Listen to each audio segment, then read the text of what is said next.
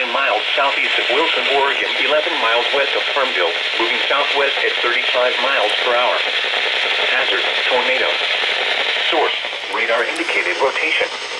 Impact, flying debris will be dangerous to those caught without shelter. Mobile homes will be damaged or destroyed. Damage to roofs, windows, and vehicles will occur. Tree damage is likely. Locations impacted include Wilson, Lucama, Stensonsburg, Black Creek, Saratoga, and Wilbanks. Take cover now. Move to a basement or an interior room on the lowest floor of a sturdy building. Avoid windows.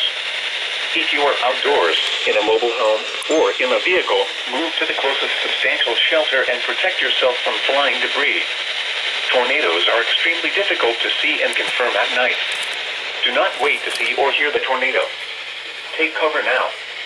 Repeating, a tornado warning has been issued until 9 p.m. for the following county: Wilson, North Carolina.